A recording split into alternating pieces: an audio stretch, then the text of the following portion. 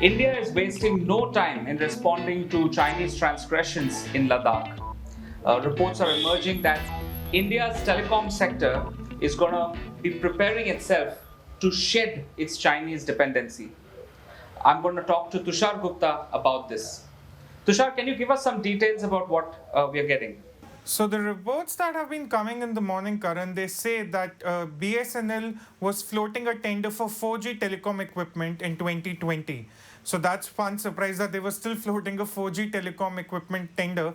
But even then, they have now withdrawn that tender because they probably want to rewrite the rules of the tender to keep the Chinese suppliers out. So, of course, this has been a push by the Indian government to keep the Chinese telecom equipment manufacturers, particularly Huawei and ZTE, outside the state-run telecoms. There are also reports emerging. There are rumors right now. They're not completely confirmed, but the push is also being made for the private telecom operators in India to no longer rely on Huawei or ZTE for the future telecom equipment. So this is actually a big push because we just discussed yesterday if the economic boycott of China has to begin, it has to begin with Huawei. And it's not India which has been particularly apprehensive about Huawei. The United Kingdom has put together a committee. Earlier, they had allowed Huawei into their telecom network, but not the sensitive part of it. But even now, they have put together a committee. They want to review if they really want to go forward with Huawei after what's happened in the COVID-19 crisis. Countries in Europe are actually evaluating again on the behest of President Donald Trump of America. So already there was a lot of apprehension against Huawei, and now this step by India it will further accelerate it. Right, Tushar, while BSNL tries to slowly move up to 4G, I think the world is already getting a taste of 5G, and India is sort of in preparation towards 5G, which is the next generation of wireless technology. Could you just speak a little bit about that? What development stage are we in? See, the thing with 4G and 5G is, of course, people just see that there's greater speed and hence more applications can be used. So, whenever we give a very simple definition of 5G, a very elementary one, we just say that you will be able to download a movie in, say, 9-10 seconds. But it goes more than that. It's far more complex than that. So, see, 5G will actually enable a move towards software and virtualization through software defined networks and to network function virtualization technologies. So this will represent a major shift from the traditional network architecture, as functions will no longer be specialized on proper hardware and software. Instead, the functionality differentiation will be taking place in the software.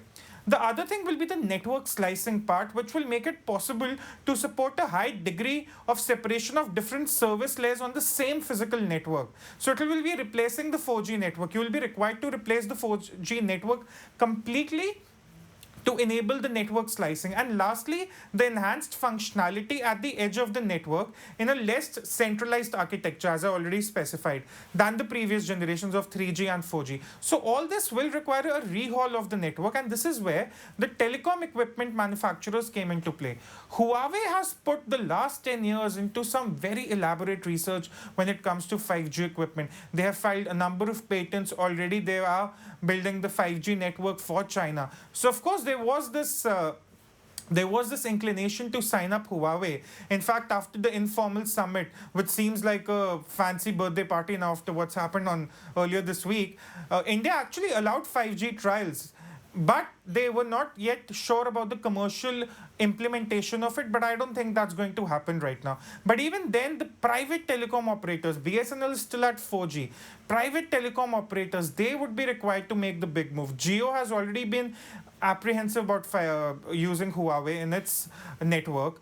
What will Airtel do? That will be interesting. Airtel has raised some fresh capital, which can be tied back to China somewhat. So will they be in a position to boycott Huawei completely? Then there's the question of Vodafone. Vodafone has a 50,000 crore AGR due coming up. That's already fighting a case in the Supreme Court that we are, already in the debt of 50,000 crore rupees due to the AGR judgment. And now they would be expected to overhaul the entire network with the new equipment which is not that of Huawei. So that will be a problematic situation for all these networks. But yes, a great move by India.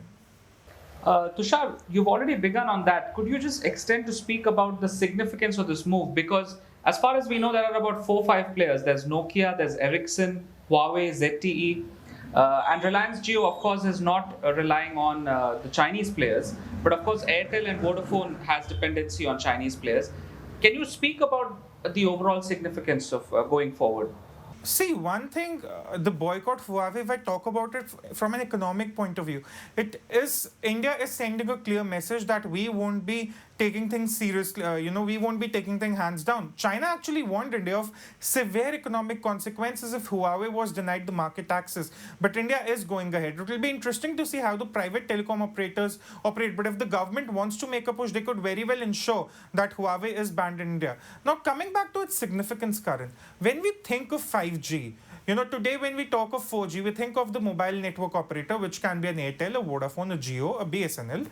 We then talk about the telecom equipment manufacturer. This could be Huawei, this could be ZTE, this could be Ericsson, this could be Nokia.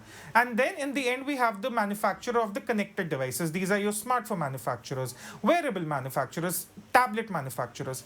In the 5G equation, of course, the government can have control on the mobile network operators. They can set the rules for them because they're mostly within the national boundaries of the country. The challenge comes with the telecom equipment manufacturer. As I specified earlier, this will see a move towards software and virtualization through software-defined networks. So this is where your telecom equipment manufacturer really becomes very important.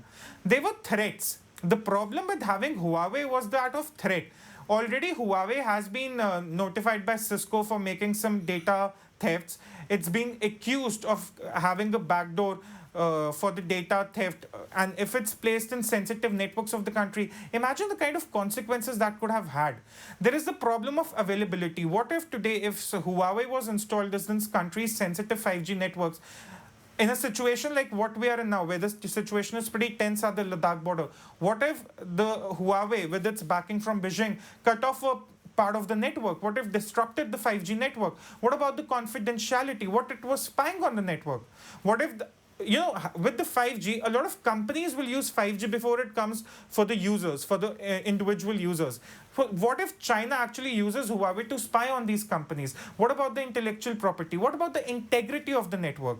What about the disruption losses that could have happened? Tomorrow, if we move our railways to a very elaborate 5G network, which we eventually will, what happens in the case of a disruption? What are the kind of losses we are looking at? So these were the concerns majorly, and that is why this move is very, very significant. Right, Tushar, we've seen obviously in the US already there's so much paranoia around the use of Huawei and ZTE, and the Trump administration has already acted on them. Could you specifically talk about the problems with Huawei? See, Huawei, the problem is one, if Huawei, the kind of research it has done, if BSNL or Airtel had gone for Huawei, we would have a problem of vulnerability because we'll be using this one telecom equipment manufacturer for the entire network. That creates a problem of dependability. Now, if this if this telecom manufacturer was coming from the United States or Europe, one would feel relatively more confident. But this is coming from China, and Huawei's connections to the Communist Party in Beijing is no surprise. So one problem was that of the dependency, the vulnerability in that face of that dependency. The second, of course, is the backing of the state. What if China tomorrow, the Communist Party in Beijing, uses Huawei to, eavesdrop on the networks in India? And of course, since enterprises will be using, these include gaming, healthcare, environmental monitoring, transportation, these kind of industries, manufacturing, these kind of industries will be using the 5G network. What if China actually used their pull with Huawei to spy on these networks? That was another problem. There is also the problem of IoT exploitation, Karan. We've always spoken that, why Chinese smartphones are a problem, not just because they're coming from China, but because of the backdoor they have through those apps. Just yesterday, the government released a list of 52 apps that are default installed in the Chinese handsets, and they want the users to uninstall them. Now, the problem would have been of IoT exploitation as well. I specified this earlier. Today, we are reliant on Chinese handsets. Tomorrow, we might be reliant on Chinese smart devices. These include as little as a fit band to a refrigerator to a car. to a mg hector, for instance. Now, that could have led to an IoT exploitation because they could have enough data about an individual. They could use it to profile it. There's also the risk of organized crime because we are relying on one data. So, one network telecom equipment manufacturer. There's also the threat of sectoral disruptions. So, all these threats, they actually make this Huawei ban very, very effective. Right, Tushar. Like I already said before, that the world is already getting a taste of 5G, and India is sort of moving towards it. We were already a bit slow to move up the generations. With shedding Chinese dependency, how do you think we will be able to move forward in that direction? See, of course, I think some people in Europe actually conducted this research and they were of the opinion that if you actually boycott Huawei, your plans for 5G will fall back by 2 years. This will be the case for India as well. Already our telecom sector was under stress because of all the AGR judgment. Airtel had to raise fresh capital. Vodafone Idea has just said before the Supreme Court that we do not have enough money to pay the salaries of our employees. Jio looks in a healthy position though, but even then the entire telecom sector was under stress already. Now with that you have the Huawei ban.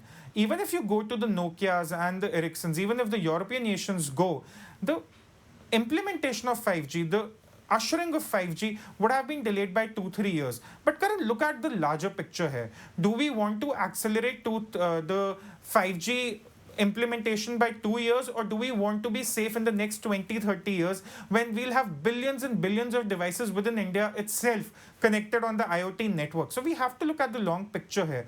It's very important that the data which is being generated in India, it's secure, because tomorrow in a nation of 1.3 crore people, let's say around 2035, which on an average, if everyone has 5 smart devices, you're looking at somewhere in the neighborhood of 650 crore smart devices. I'm talking 15 years from now.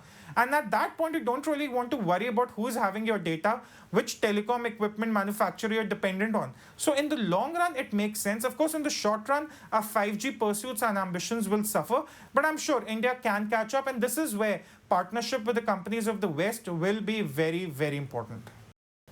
And Tushar, finally, are these the first steps to just boycotting Chinese tech in general? How much of the tech in general are we looking to sidestep?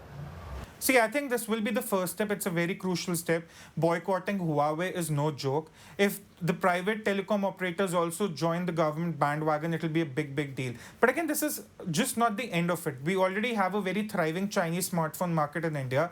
It will be complemented by the wearable sector. The IoT, as I just spoke about, the Internet of Things is going to be a very, very big deal in the 2020s. So all of this needs to be looked at from a very fresh perspective.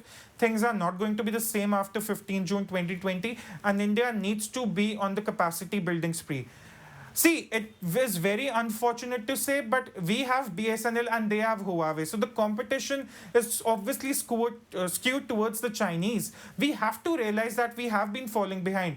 BSNL was seeking a tender for 4G telecom equipment when already countries are moving towards 5G. So we have to ramp up the capacity building, make sure that the mistakes we've made in the last 30 years when it comes to tech and hardware innovation in India, they are not repeated over the next 10. Otherwise, we'll be again pushed against the wall, again forced to use Chinese equipment, and the dependency shall remain. This is a wake-up call and it must be taken care of. Thanks, Tushar.